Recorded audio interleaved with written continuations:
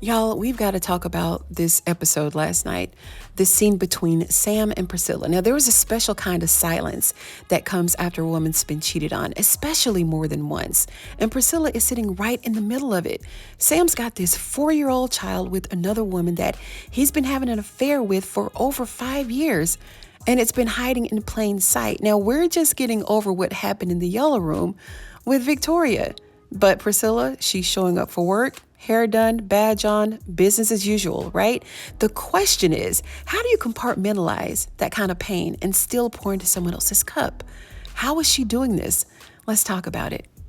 Now, let's humor ourselves for just a moment and dive into the world of the Oval for the sake of this deep dive. Priscilla is representing every woman who's been emotionally ambushed, caught off guard, hit with that proverbial two-piece, right? Yet she refuses to let the world see her bleed. Now, when she found out that Sam not only cheated on her, but fathered a child, her world should have collapsed right then and there. But what did she do? She cussed a little bit. She drug us down the hallway. She went to work, clocked in, smiled when she needed to, and carried on like her world was not closing in. And we can't mistake this for strength. That's dissociation, right? And dissociation in psychology is the mind's way of putting the pain in like the storage box so that you can function, right? Especially when your identity and your dignity and everything that you do on a daily basis depends on you pretending that everything is fine. Now, women like Priscilla, they're masters of emotional compartmentalization, and they have literally mastered the art of it. And I know women like this, aunties, old friends, they have PhDs in I'm fine. And it's a dangerous kind of strength, right? The kind that looks polished on the outside, but is quietly corroding everything inside. Now, I want to talk about the fall down the stairs for just a quick moment because I have a point here. Now, the moment that she pushed Sam, it wasn't just a scene, it was symbolic, y'all. It was a physical release of all of those years of humiliation. And those of us who follow Tyler Perry and his work, we know that he loves this trope. A woman finally snapping after years of loyalty, lies, and the silent suffering, right? The instant that Priscilla stood over him, refusing to help, we could see Diary of a Mad Black Woman all over the video frame. But unlike Helen, Priscilla doesn't cry first. No, she rages, she yells and she screams and she slaps the wall. And rage for her is easier than grief because if she cries, it becomes real. If she screams, then she's in control. And I really want to talk about women who stay, women who refuse to leave the men and the toxicity in the relationship. There's a certain psychological category here, and we're not to mistake them for being weak. They're not weak and they're not naive. They're conditioned. They've been socialized to endure, to stand by their man, and to believe that walking away means that they failed to some degree. Like, who wants a failed marriage? She doesn't want to be the one who gave up on the marriage, even if the marriage already gave up on her. It's survival in a sense, mixed with pride. And it's exactly why she can pour into others while her own household is in ruins. Now, this is classic Tyler Perry archetype, right? The devoted woman whose identity is tied up in being a good wife until she realizes that good doesn't get her the respect. It just gets her more work. Let's be real. Everyone at the White House knows. Everybody knows. The staff knows. The whisper started like a few seasons ago. And the emotional walls that she's built and managed to maintain so far are beginning to crack because one can only take so much. Now, at work, we can see that Priscilla is trying to out-profession her own heartbreak, right? And the way that she really feels. She doesn't want to be the woman whose husband is cheating, right? She wants to be the one who still commands authority. Look at how she interacts with Hunter. She has to maintain that control no matter who she's with. But here's the thing. The Oval Office is a mirror. It's always been a mirror, and everybody is pretending. The staff pretends, friends stab each other in the back, the president is out of control, Scylla's pretending that her marriage isn't in shambles. Everybody is like all over the place. It's all theater. And Tyler Perry, the genius that he is holding up the mirror for all of us to see just how much pretending goes on in the name of pride in this real life. And if all of this isn't enough, you have Nancy, Priscilla's friend, who just got locked up, freshly locked up. She ain't even dressed out in all orange yet. She still got on them clothes she got locked up in. And now Priscilla has to fix that too. And honestly, let me give you a little bit of truth here. It's like Tyler Perry intentionally gives his female characters double burdens, because a modern black woman in his stories, they don't just have to deal with their own pain, they have to carry someone else's too. Now, we can all relate to that. So now, instead of sitting with her own grief, Priscilla is out here calling lawyers, worrying about Nancy's bail, playing fixer for a broken system and a broken marriage. And if that's not emotional martyrdom, I don't know what is. But let's go a little bit deeper into what we're really seeing here for just a moment. And I don't want us ladies to ignore any of this, because it's all relevant. When Priscilla gets up in the morning, she puts on her uniform, the physical one and the emotional one, and she walks into that building. She's performing emotional triage, right? Dissociation. It isn't insanity, y'all.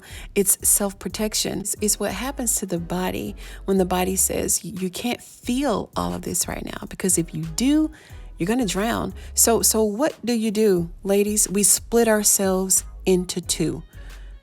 The woman who's dying inside and the woman who still has to show up outside. And I really applaud Tyler Perry's genius, because he continues to show that fracture in us, right? He never says the word trauma, but every gesture, every long pause, every sharp inhale and deep breath lies the trauma.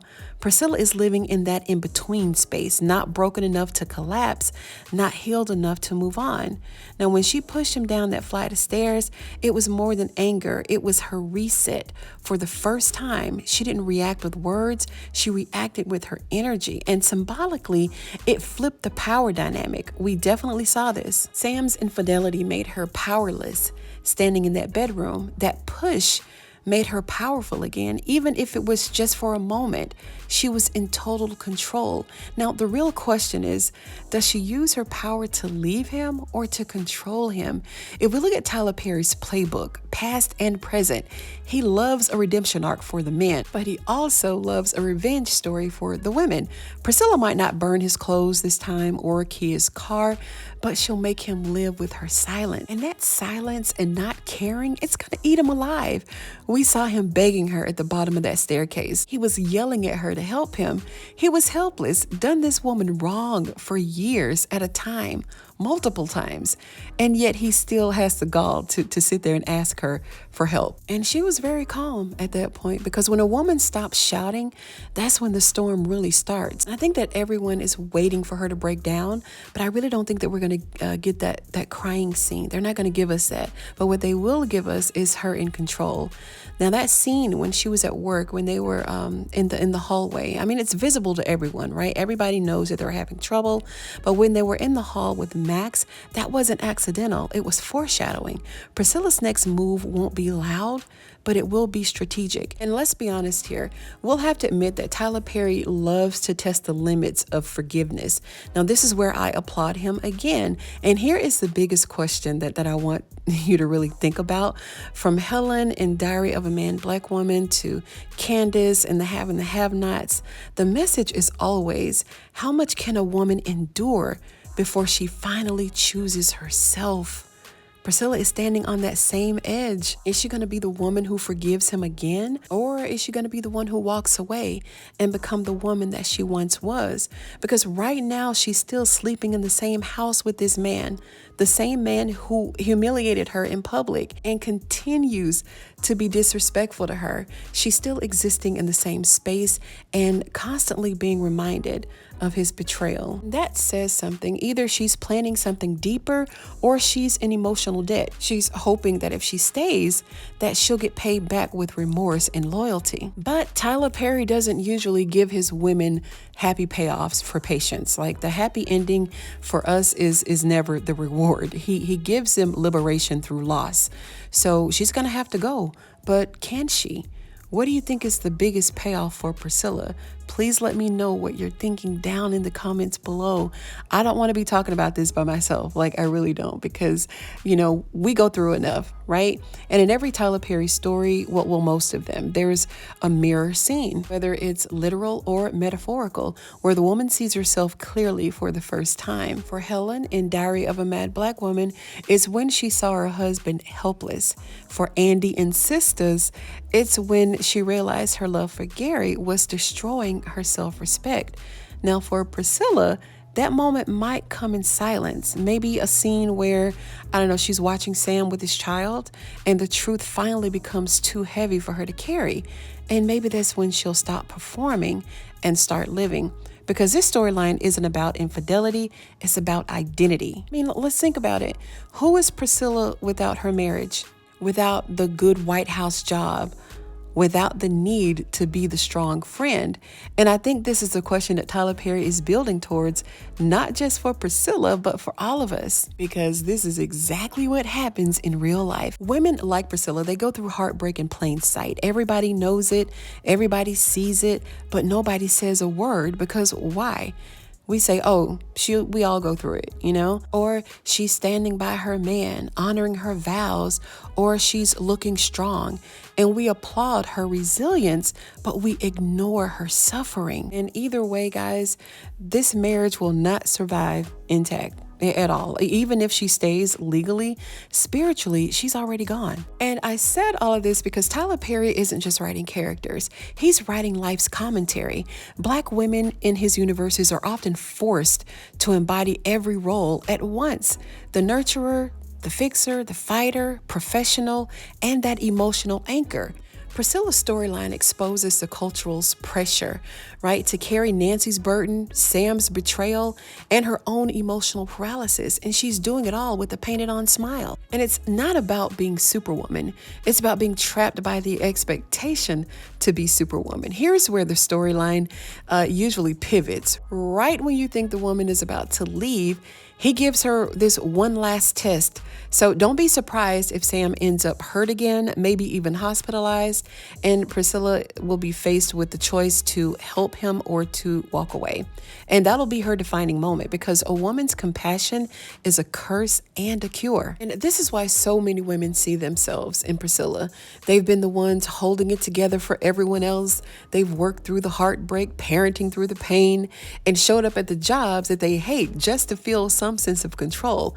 So is Priscilla one of those wives who's going to stay through it all, through the thick and the thin, the good and the bad? Maybe for now. But every episode that she stays, we lose a little bit more respect for Sam, and we gain a little bit more empathy for her. So my prediction, Priscilla will leave, but not in the way that we expect. She'll leave emotionally first. And when Sam finally realizes what he's lost, it's going to be too late, because there's nothing more terrifying than a woman who's fed up and finally stopped caring. And I'll close with this. Like I said before, Priscilla's story isn't about infidelity.